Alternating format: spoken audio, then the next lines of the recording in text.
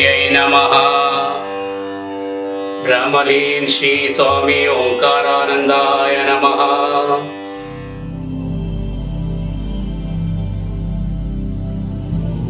Today let us learn Bhagavad Gita chapter 2 Sankhya Yoga shloka numbers 71 to 72.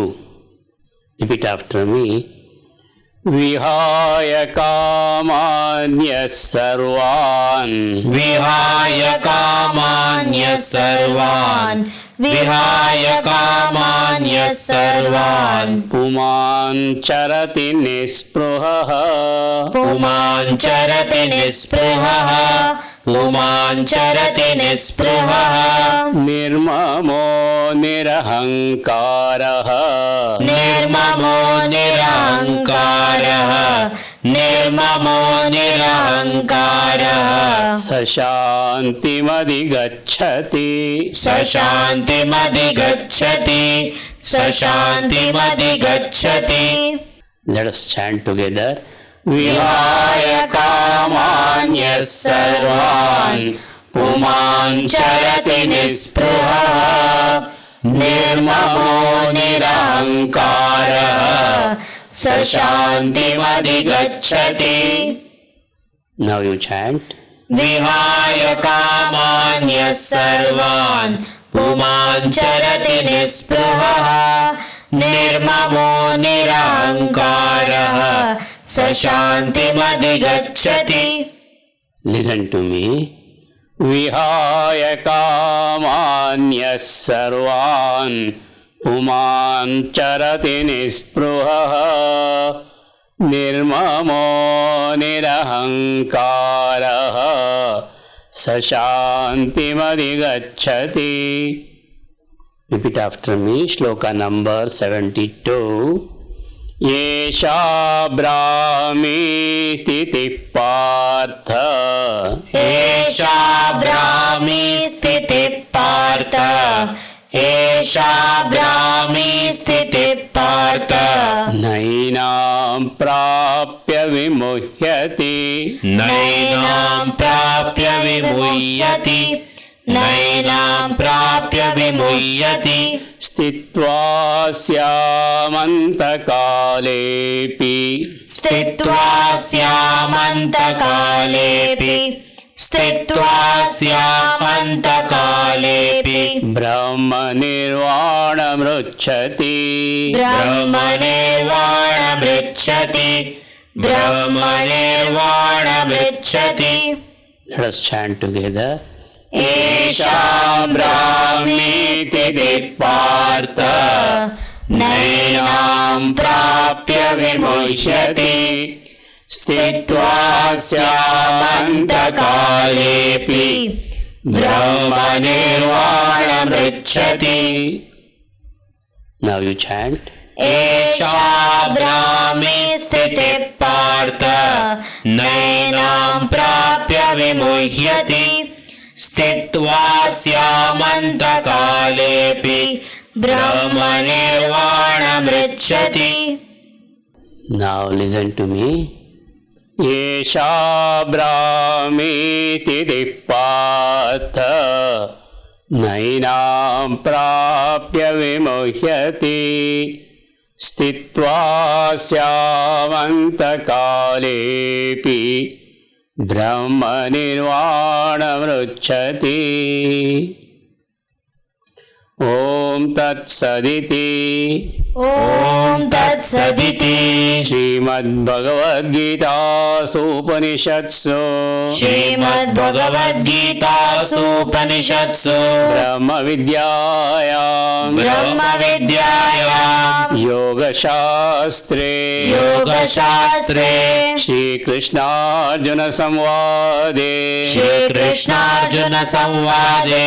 सांख्ययोगो नाम द्वितीयोऽध्यायः.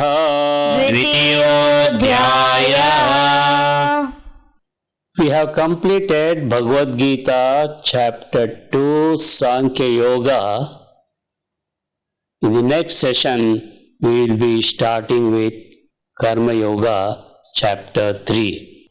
Willingness, readiness, and determination to learn with humility, free from ego, is essential. Without that, one cannot acquire any knowledge. Adi Shankaracharya says, spiritual unfoldment proceeds along the following stages. Practice spiritual rites and duties with hankering for results. Practice the same as dedication to God without expecting rewards for oneself. Purification of mind or moral excellence along with upasana, devotion and meditation on the absolute truth.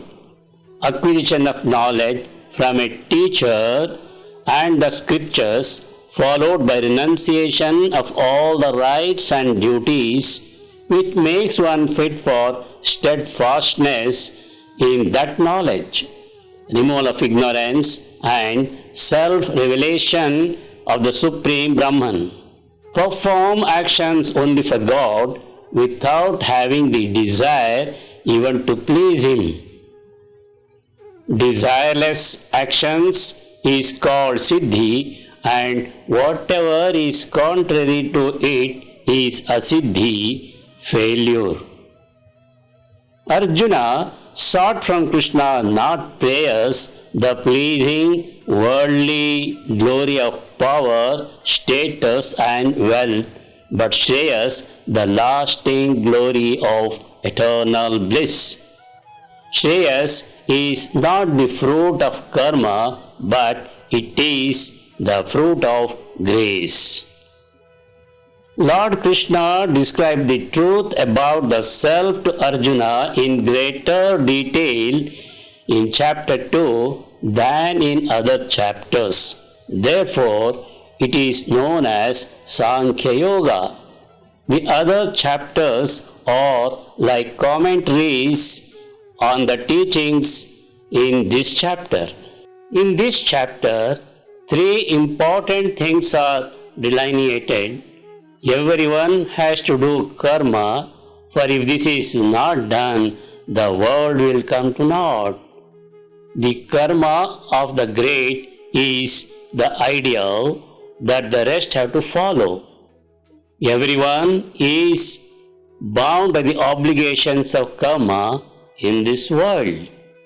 This self is eternal and it always exists. It is immortal. It pervades the whole of this material universe. The wise knows how to isolate and realize this self. Lord Krishna says, how marvelous is the mystery of the self. He who can see is the Rishi or seer. So he asks Arjuna not to grieve for anyone, as the embodied self knows no destruction. Your duty as a Kshatriya, it would be improper to desist from battle.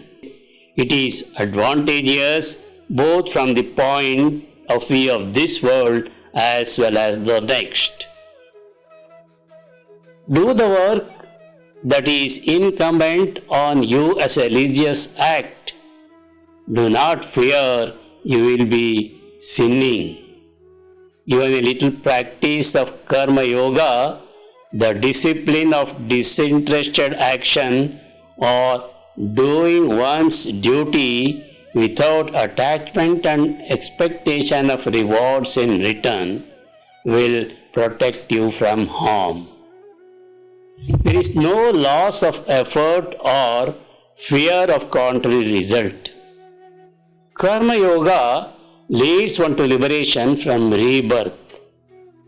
Evenness of mind is the secret of remaining untouched by sin in such deeds as participation in war. There is greatness in the determinate and one-pointed intellect as they seek equanimity and salvation, whereas The indeterminate intellect of ignorant men seek worldly pleasures and prosperity. Be established in the eternal existence and transcend the three gunas. Be free from the pairs of opposites such as attachment and aversion, etc., remaining unconcerned about acquiring and preserving worldly possessions. Keep the mind under control and depend on God. Equanimity is synonymous with yoga, union with God or the self. Actions with selfish motive is far inferior to equanimity, and the seeker of fruit of action is extremely poor and wretched. The yogi holds all the activities that take place in him as the doings of the Lord. Lord Krishna explains the working of yoga system, the practice of self-control, and how it leads one to realize one's unity with the Absolute. It is based on two principles: evenness of mind and skill in works. To have a balanced mind, one should completely indifferent to success and failure, the fruits of their work. The skill in work consists in working without any attachment for the results of the work. By this method, one's reason becomes free from delusion and the mind rises above traditions and stands firmly in the meditation of the highest. One can attain this stage only by diligent practice, by subduing the senses and giving up attachment to the world. When the positive inspiration of a vision of the highest dawns on the mind, the sensual longings, if any, will disappear. So, self-control is the first step for salvation. For the turbulent nature of the senses, it is necessary to control the mind and senses, devoting oneself to God. In reality, a man of stable mind is he who has complete control over his senses. The ascetics see the truth that cannot be seen by ordinary men. The chapter is concluded with a description of the glory of the Brahmic state. सांख्य योग या ज्ञान योग के साधना में आत्म तत्व का श्रवण, मनन और निधिध्यासन ही मुख्य है। उपदेश का आरंभ सांख्य योग से ही हुआ है। आत्म तत्व का वर्णन अन्य अध्यायों की अपेक्षा इस अध्याय में विस्तार पूर्वक होने के कारण इस अध्याय का नाम सांख्य योग कहा गया है। श्री कृष्ण अर्जुन के मोह और कायरता युक्त विषाद की निंदा करते हुए हृदय की दुर्बलता को त्याग कर युद्ध करने के लिए कहा है। अर्जुन बोले, मैं कर्तव्य का निर्णय करने में असमर्थ हूं, इसलिए आपके आए हुए मुझको कल्याणप्रद उपदेश दीजिए।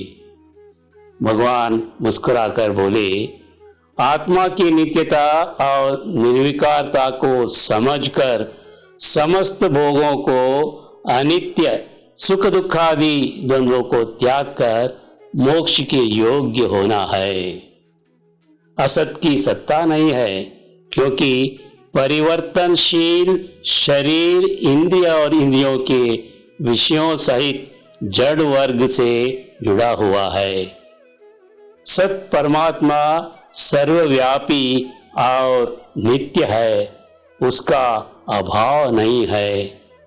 वह सदा एक रस, अखंड, निर्विकार और अविनाशी है। अंतःकरण और इंद्रियों के सहित समस्त शरीर नाशवान है। आत्मा को मरने या मारने वाला समझने वाला अज्ञानी है। आत्मा जन्मादि इच्छा विकारों से रहित है। आत्म तत्व का ज्ञाता किसी को मारने वाला या मरवाने वाला नहीं मानता। जीवात्मा तो एक ही पुराने शरीर को छोड़कर दूसरे एक शरीर को प्राप्त होता है। पुराने शरीर के त्याग और नए शरीर के ग्रहण में अज्ञानी को ही दुख होता है, विवेकी को नहीं। यह आत्मा अच्छेद्य, अदाह्य, अक्लेद्य और अशोष्य तथा सर्वगत, स्थाणु, अचल, सनातन, अव्यक्त, अचिंत्य और निर्विकार है। इसके लिए शोक करना उचित नहीं है। आत्मा को जन्मने मरने वाला मानता हो तो भी शोक करना उचित नहीं है। जिसका जन्म हुआ है उसका मृत्यु निश्चित है। अनित्यता के कारण शोक करना उचित नहीं है। आत्म तत्व का दृष्टा, वक्ता और श्रोता यथार्थ समझा नहीं सकता। आत्म तत्व सर्वथा अवध्य होने के कारण किसी भी कारण के नाश की आशंका से शोक करना उचित नहीं है। शास्त्र धर्म की दृष्टि से युद्ध से बढ़कर दूसरा कोई श्रेय नहीं है। हे अर्जुन, तू अनायास स्वर्ग या मोक्ष को प्राप्त कर सकता है। तुझे युद्ध इस लोक और परलोक दोनों में लाभप्रद है। तू इस युद्ध के लिए निश्चय करके खड़ा हो जा। समत्व भाव से युद्ध करने से तू पाप को नहीं प्राप्त होगा। यह बुद्धि तेरे लिए ज्ञान योग या सांख्य योग में कही गई है। कर्म बंधन को काटने वाली कर्मयोग विषयक बुद्धि का वर्णन को सुन। कर्मयोग में निश्चयात्मिका बुद्धि एक ही होती है और सकाम मनुष्यों की बुद्धियां अनंत होती है। हे अर्जुन, निष्काम, निर्द्वंद्व, नित्य सत्वस्थ, योगक्षेम को न चाहने वाला, आत्म संयमी और स्वाधीन अंतःकरण वाला हो। ब्रह्मज्ञ ब्राह्मण के लिए वेदोक्त कर्म फल का सुख भोग प्रयोजनीय नहीं है। हे अर्जुन, परम शांति की प्राप्ति के लिए तुम अपने कर्तव्य कर्मों का अनुष्ठान ममता, आसक्ति और कामना का सर्वथा त्याग कर प्रत्येक कर्म करते समय भी तुमको किसी भी पदार्थ में, कर्म में या उसके फल में अथवा किसी भी प्राणी में विषम भाव न रखकर नित्य संभाव में स्थित रहना चाहिए। फल चाहने वाले कृपण है। पूर्व जन्म और इस जन्म में किए हुए समबुद्धि युक्त कर्मयोगी समस्त पुण्य और पाप कर्मों से मुक्त हो जाता है। इसलिए कर्मों में योग ही कुशलता है। मोह के नाश होने पर तुम्हें इस लोक और परलोक के समस्त क्षणिक पदार्थों से यथार्थ वैराग्य होकर एकमात्र परमात्मा में तू अचल स्थिर हो जाएगा। श्री कृष्ण बोले, हे अर्जुन, जो पुरुष समस्त कामनाओं का अभाव, बाह्य साधनाओं की अपेक्षा अंतरात्मा ही सदा संतुष्ट रहेगा, वह स्थिर बुद्धि कहलाता है।